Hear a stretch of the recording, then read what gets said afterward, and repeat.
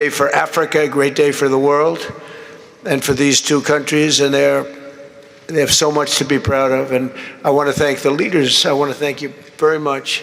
It means maybe more because we are here together for the first time ever in this building. Brand new, beautiful building. I don't want to tell you how much it costs because I hear it's a lot.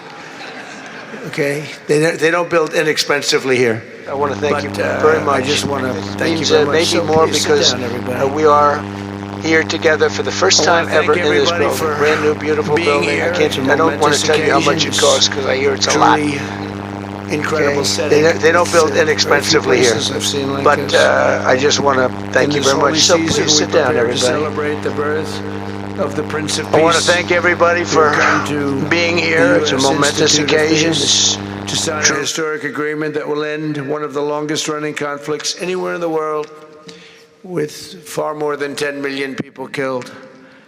Today we commit to stopping decades of violence and bloodshed and to begin a new era of harmony and cooperation between the Democratic Republic of the Congo and Rwanda.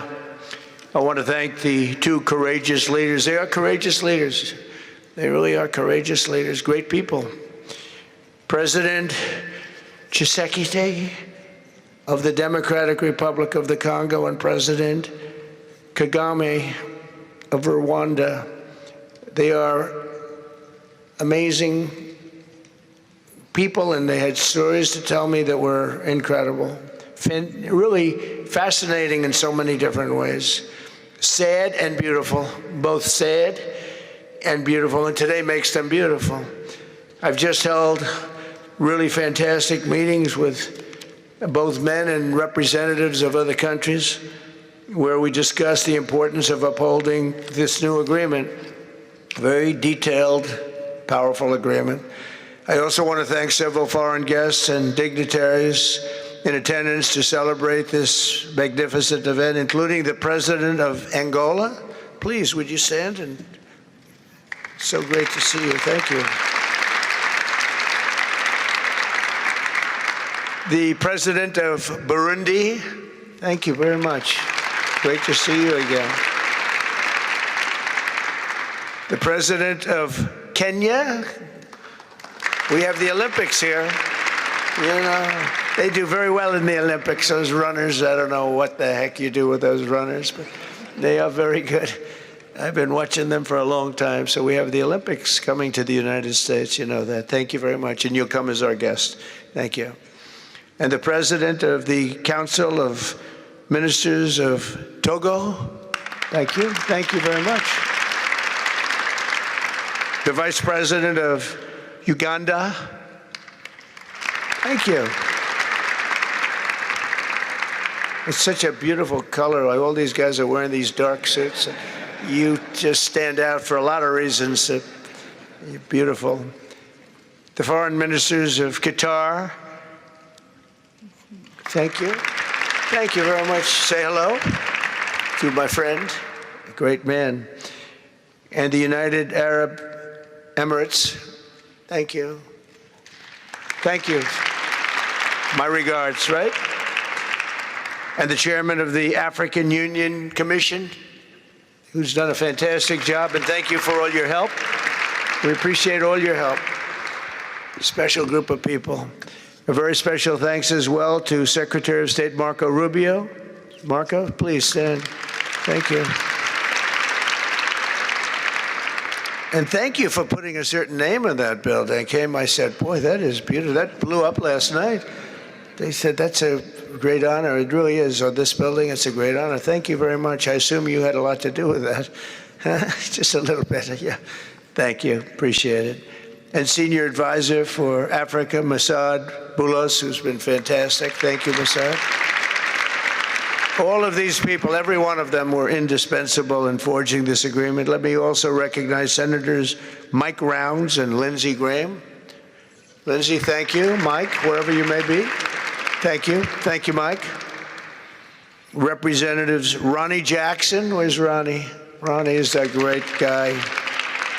He won his race in Texas by 48 points, right, Ronnie?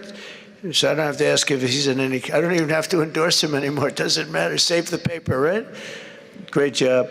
Chris Smith, Chris? Thank you, Chris. Great. Good job. Trent Kelly? Trent? Thank you very much. Thank you.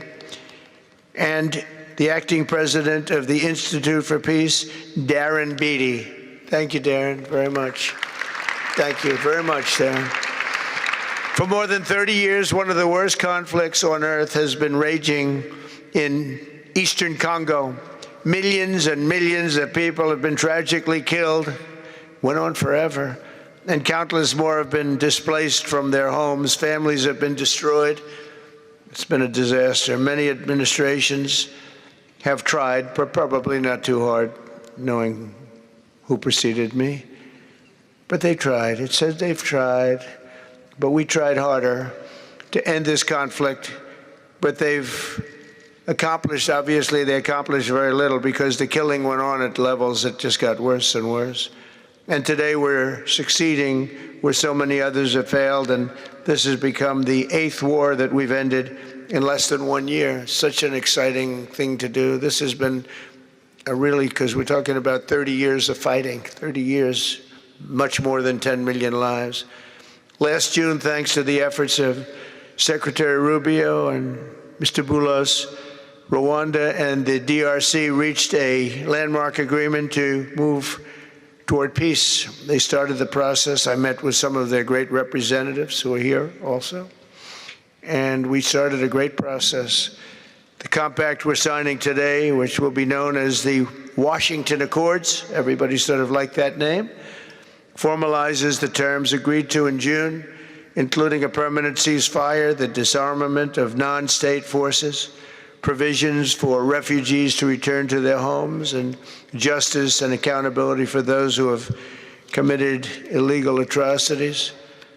Very importantly, this agreement also creates a new framework for economic prosperity. There's tremendous wealth in that beautiful earth. It's beautiful earth, but it was stained badly with blood, tremendous amounts of blood. But in the region that will support a lasting peace, and the Democratic Republic of the Congo and Rwanda have agreed to more closely integrate their economies with each other rather than fighting, and they'll be doing that. And these two gentlemen are very smart, and I think they liked each other a lot. I spent time with them.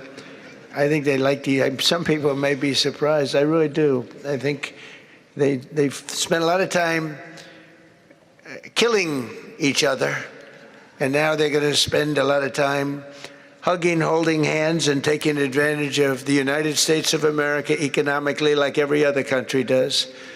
So they're going to do very well, but they do have some very valuable things. They're going to have a lot of money and a lot of success, and I think they're going to get along really well, so I hope so.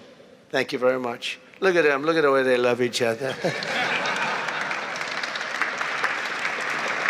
Thank you. So I have a lot of confidence in both leaders.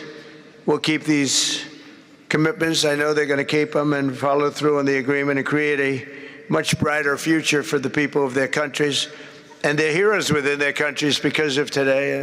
This is a big story. And so much is being written and said. All of the newscasts have it up at the top of the list. And they are heroes, and we want to keep it that way. Today, the United States is also signing our own bilateral agreements with the Congo and Rwanda that will unlock new opportunities for the United States to access critical minerals and provide economic benefits for everybody. And we'll be involved with sending some of our biggest and greatest companies over to the two countries. And we're going to take out some of the rare earth and take out some of the assets and pay, and everybody's going to make a lot of money. These are just two of the many new agreements related to mineral supplies that my administration has achieved this year, including with Australia, Japan, Kazakhstan, Malaysia, South Korea, and many other countries. With all of these agreements, we're forging new economic security partnerships that protect the interests of America and our friends and partners, and a core feature of my administration's national security strategy, a big part of which is the tariffs. We're taking in trillions of dollars in tariffs. Nobody's ever seen anything like it, and it's given us really great national security. We'll be paying down debt. We'll be making distributions to people, and we're really doing a job.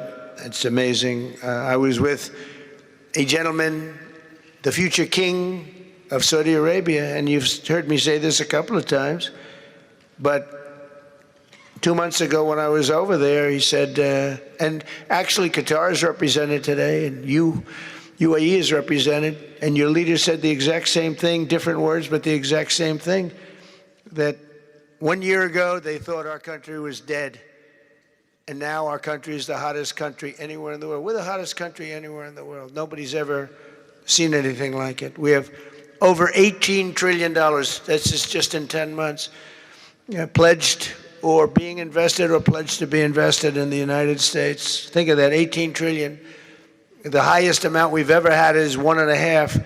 Under the Biden administration, they did much less than 1 in 4 years. Think of that. So they did less than 1 trillion in 4 years. We have 18 trillion in 10 months. It's going to be much more than that, too. No other country in history has ever been close, no matter what country you pick.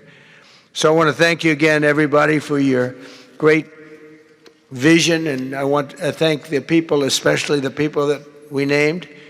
Some of the others that unfortunately we didn't name, we just couldn't do that. But for your vision and for your courage, because it's made it possible to begin healing old wounds and transcending past differences and creating a future where every child of God can live in dignity, prosperity, and peace. And these are two very good men, and they're two potentially very strong countries. I'd like to now invite President Kagame to come up and say a few words. It's Rwanda. And then, if I may, President of DRC, who really is doing a great job. These are two men that are doing a great job. And again, they are so respected because of what they're doing today and the mission that they've really, I think, accomplished. And we'll see how it all works out, but I think it's going to work out really great. They want to get on to other ways of living for their people, and they're great leaders. Thank you very much. Please, Mr. President, thank you. Thank you very much.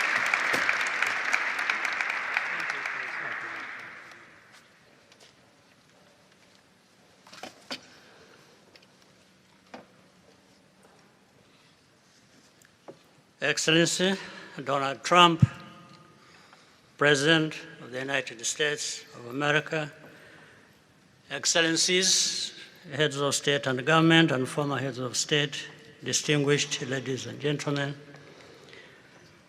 I want to begin with some words of thanks. First, to my fellow heads of state and government from Africa, your presence here confirms that these efforts enjoy the broad support necessary to succeed. I also thank Minister of State Kulaifi, representing His Highness Sheikh Tamim bin Hamad of Qatar. The role of Qatar has been absolutely central in getting us to this point. But of course, the biggest vote of thanks goes to President Donald Trump.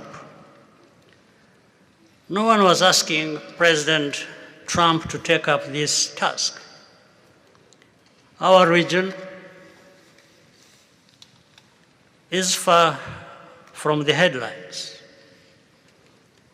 But when the President saw the opportunity to contribute to peace, he immediately took it. This conflict has lasted for 30 years. We have seen countless mediations and efforts, but none has succeeded in resolving the underlying issues. President Trump introduced a new and effective dynamism that created the space for breakthroughs. His approach is even-handed, never taking sides. He orients us toward the future, not the past, emphasizing that the dividend of peace is prosperity and investment, including from the United States. More importantly, President Trump's approach is pragmatic. The process has not become an end in itself. All of these elements filter down to his dedicated team, and here I want to single out Secretary Rubio and Masad Boulos for special appreciation. We would not be here today without their efforts. And as a result, we have the clearest and most viable path forward that we have ever had. These accords provide everything needed to end this conflict once and for all. If this agreement falters and things do not work out as they are supposed to, the responsibility will not lie with President Trump, but with ourselves. It's up to us in Africa, working with our partners to consolidate and expand this peace. There will be ups and downs on the road ahead. There is no doubt about it.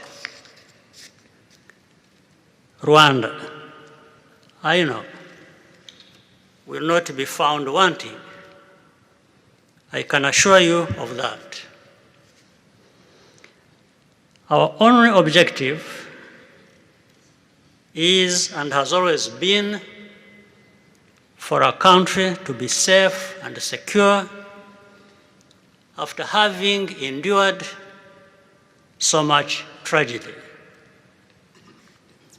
We now only want to look forward in confident expectation of a prosperous and stable future. Mr. President, Excellencies, I thank you for your kind attention.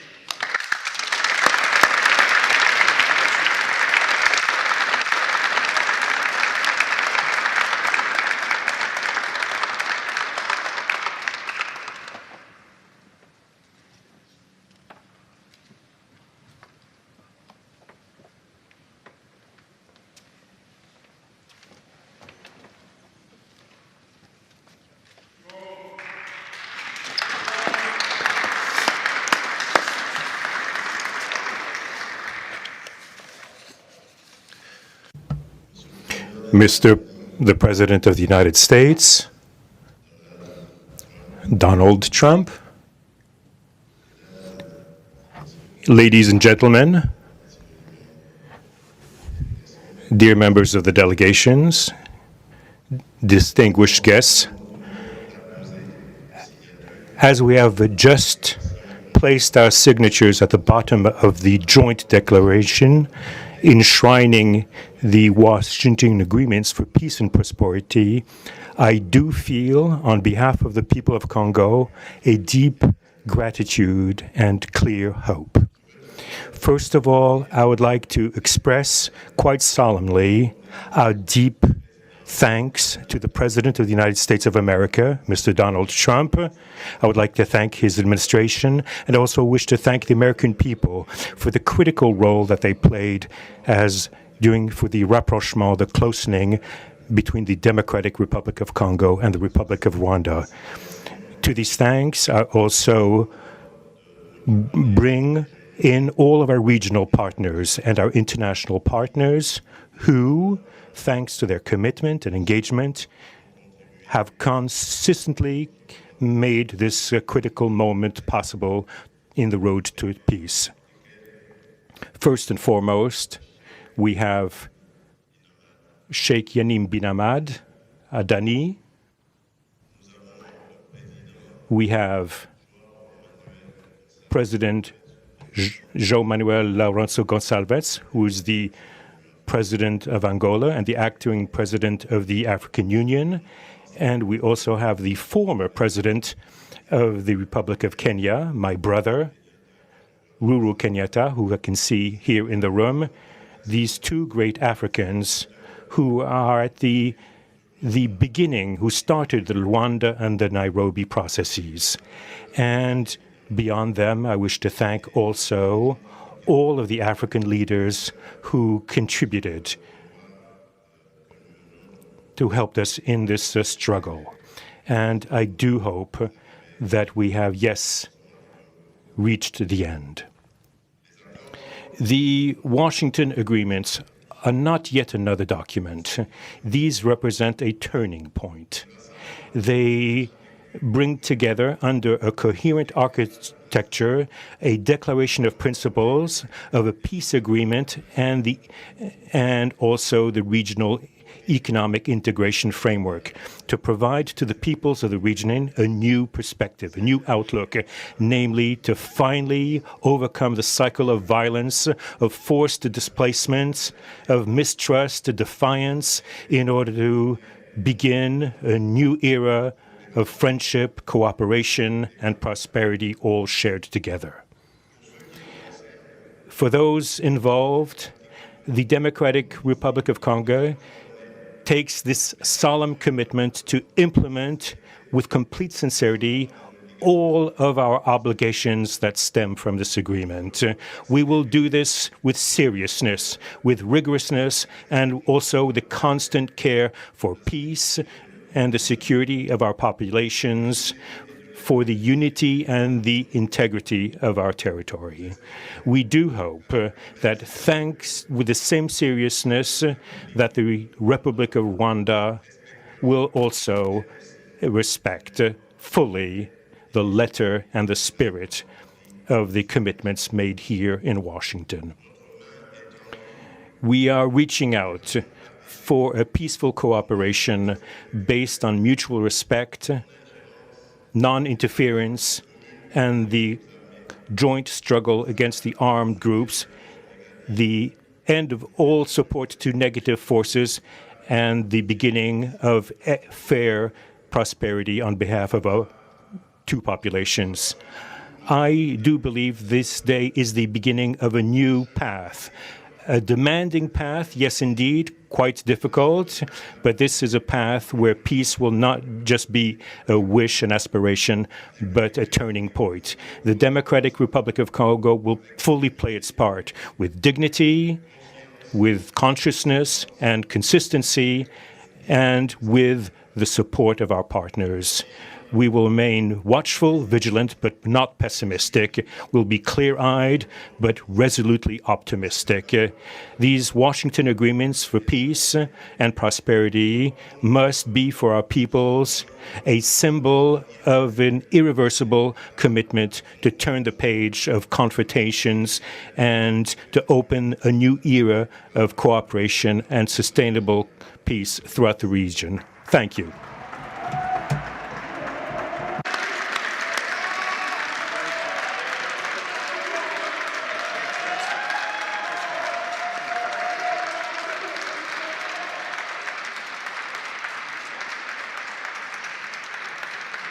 So, if I might, my four new friends, a couple of cases not that new. Could you come up, please? Do you mind? Please.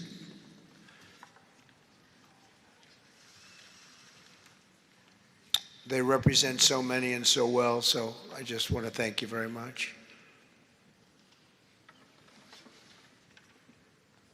Good.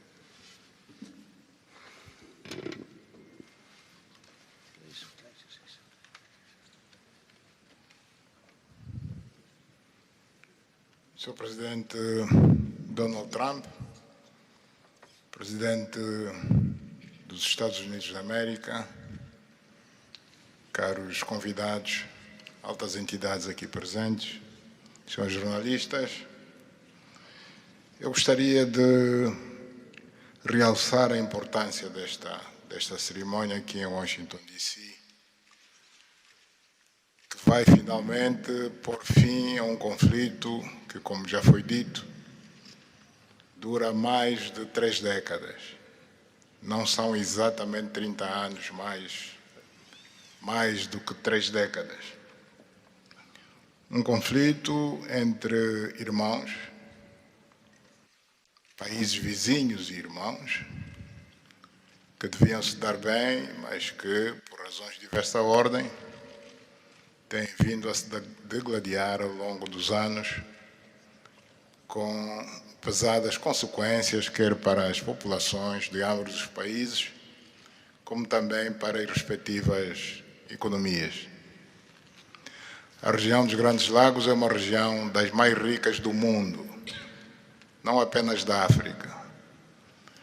É enormemente rica em recursos hídricos, terras aráveis, florestas, recursos minerais que estão no subsolo, mas, sobretudo, rico nas suas pessoas, com um potencial muito grande para desenvolver aquela região de África que pode catapultar o desenvolvimento de outras regiões igualmente do nosso continente.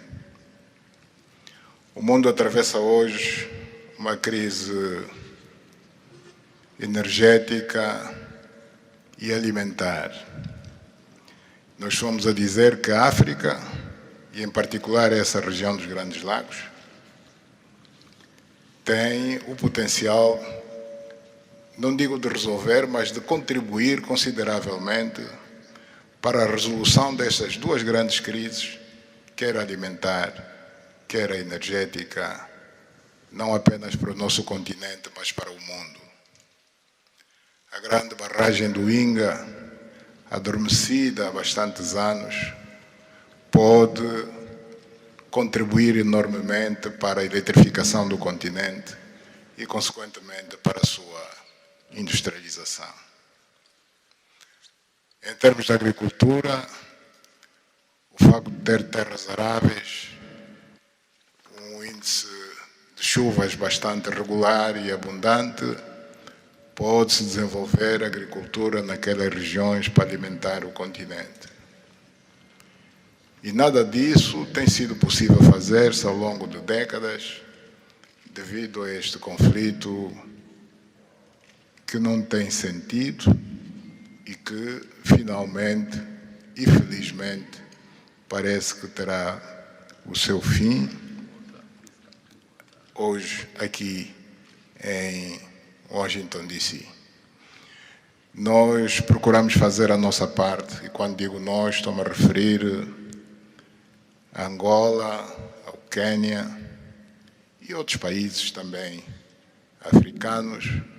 Procuramos fazer o melhor para chegarmos a este momento. Infelizmente não foi possível, mas nós só temos que agradecer ao Presidente Trump por ter dado continuidade ao trabalho que nós realizamos e ter conseguido alcançar esse desfecho do qual todos nós sairemos a ganhar. Portanto, mais uma vez, o Presidente Trump fez a parte que lhe compete e nós esperamos e acreditamos que é o que vai acontecer, que as 2 partes, ou seja, as autoridades da República Democrática do Congo e da República do Ruanda também farão a sua parte para a implementação com êxito deste acordo. Uma coisa é assinar um acordo, outra coisa que é mais difícil, mas é possível, desde que haja vontade política, é implementar em tempo útil tudo aquilo que nós acordamos e assinamos. Parabéns a todos. Muito obrigado. Your Excellency, the U.S. President, President Trump, dear guests, and dear dignitaries present here and press members. I would like to highlight the importance of this ceremony taking place in Washington, D.C., because this has come to put an end to a war that has been there for more than 3 decades, because it's not just exactly 3 decades, but it's more than 30 years. And this is a conflict that has been there between two neighboring countries, which have been fighting for many years with consequences on the peoples, countries, economies, and so forth. And these consequences also were felt in the Great Lakes region, which is a very rich region in Africa, rich in terms of water resources, arable lands and forests, and as well as mineral resources, which are important for the development of our region. So it's important that we've reached to this point where the agreement has been signed, a peace deal, which will benefit immensely the whole region and will unleash the opportunities for the development of our continent, and as well as to helping the whole world in terms of fighting against the food crisis and energy crisis which the whole world is going through now. We believe that the Great Lakes region will have to play a great role in providing resources to the international community. And of course, solving this conflict will also help solve other crises, not only in the continent as we know, but worldwide. For example, the Great Inga hydro project in Congo is important. It can help to electrify the continent and consequently help in terms of developing agriculture and providing agriculture, arable lands, and abundant resources that we have that can be used.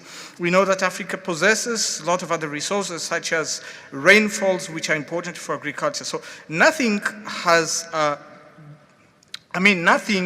would just justify this war, but eventually the most important thing that it has come to war.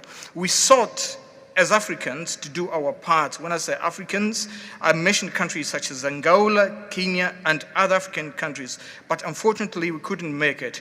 But we now want to thank President Donald Trump for having helped to reach this important milestone. We believe, once again, we have to thank him for what he has done, and what comes next now is to appeal to the two parties, that is the Democratic Republic of the Congo and the Republic of Rwanda, to implement successfully this agreement for the benefit of their countries, their people, and including our continent of Africa. Thank you very much.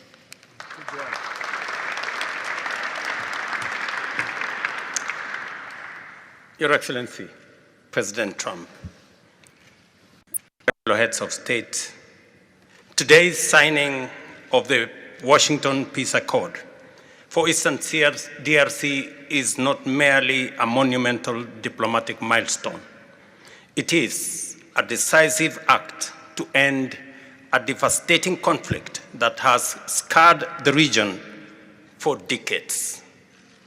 Mr. President, what you have achieved is not only transformative, it is consequential and historic. This conflict has destroyed livelihoods, destabilized our region, and threatened the future of the entire Great Lakes African continent. Today's achievement culminates a relentless regional effort anchored by the foundational work of the East African Community and SADC, and today, this Washington process. The coordinated Nairobi, Luanda, and Washington processes created the essential pathway that brings us to this pivotal moment. We would like to extend our gratitude to President Tshisekedi and President Kagame for their leadership during this process. Reaching this point was made possible by the unparalleled consequential convening power of the United States and President Trump's resolute and focused to global peace. Your clarity, Mr. President, of purpose and ability to rally stakeholders together has brought us to this point. We therefore extend our profound gratitude to President Trump, whose bold leadership has been instrumental in delivering this breakthrough. Our presence here, Mr. President, as regional leaders, is a testament of our collective resolve. We will spare no effort to ensure this agreement is fully realized, mobilizing every resource and partner to secure peace and unlock the region's immense economic promise. The protracted conflict on our continent continues to hold back Africa. Our current 3% share of global trade is stark evidence of how far this war has held us back. A peaceful Eastern DRC can unlock one of Africa's greatest economic opportunities. Our vast resources, the young talent that we have, connected through our regional infrastructure and the Africa Continental Free Trade Area, can ignite an unprecedented transformation. A peaceful and integrated Great Lakes region will accelerate innovation, predictable government reduces risk, harmonized regulation lowers costs, and open borders increase trade, attracting value-added industries to our continent. For too long, Africa has exported raw materials only to import refined products at great cost. Our regional economic integration framework, Mr. President, that you have spoken to here, will build value chains in minerals, manufacturing, and agri-processing, creating jobs and creating wealth. The Great Lakes region stands at the threshold of a new era. Peace will open doors, integration will guide us, and private sector dynamism will propel us forward. In conclusion, as we celebrate progress in the DRC, we must not look away from other crises. I want to ask you respectfully, Mr. President, that in your quest for global peace, to support efforts to resolve the humanitarian catastrophe in Sudan. I thank you.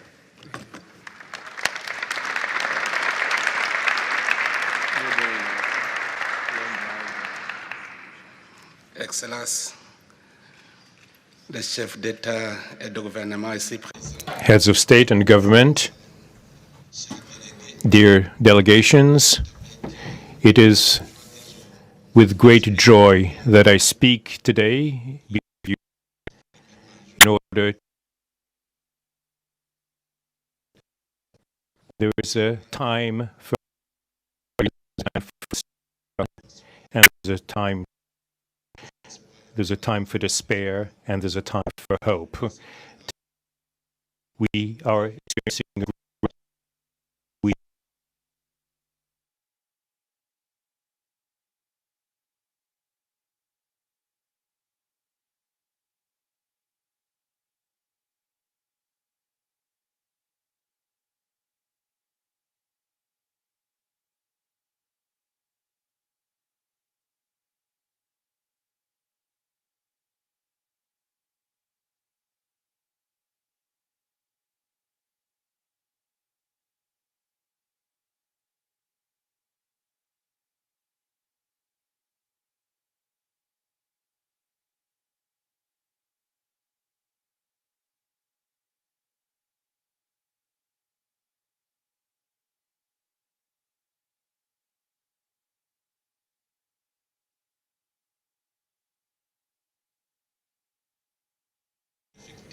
actually implement this accord. As far as we are concerned, this agreement on regional economic integration, well, Burundi and the DRC already represent an economic community of the countries of the Great Lakes region. Burundi has a major role to play in order to indeed implement these existing cooperation agreements between the three states. We hope that together we'll be able to achieve a long-lasting peace and stability throughout the region. Thank you very much.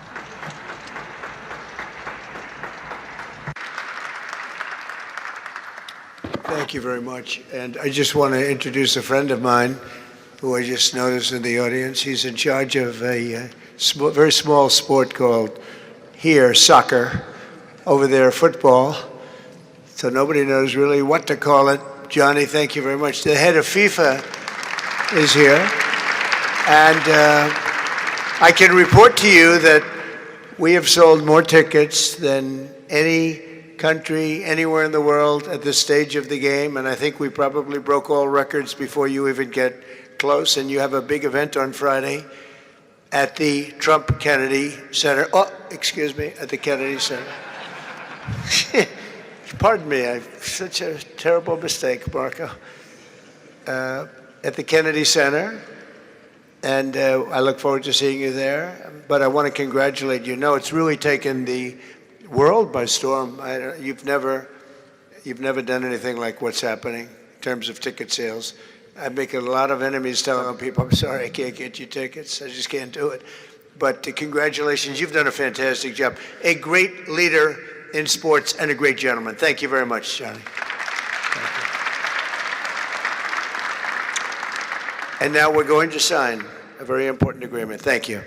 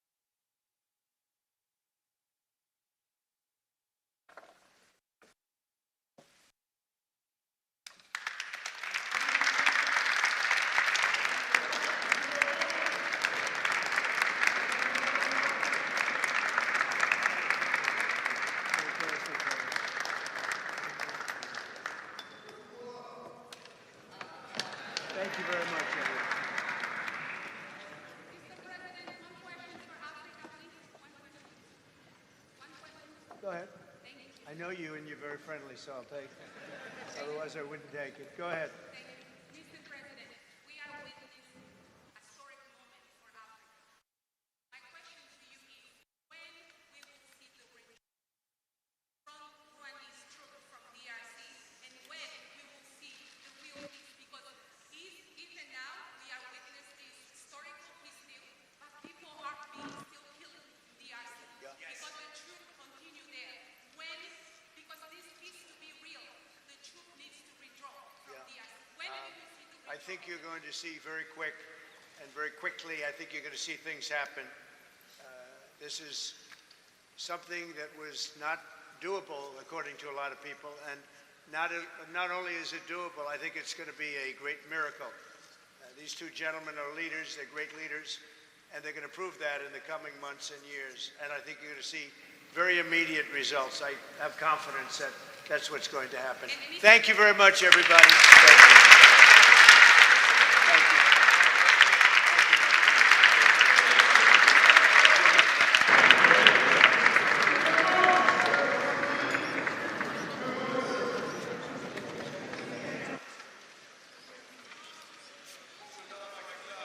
Let's take a picture of it.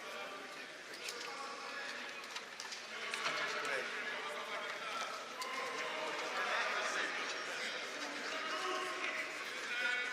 That's a big deal. They like it. People like it.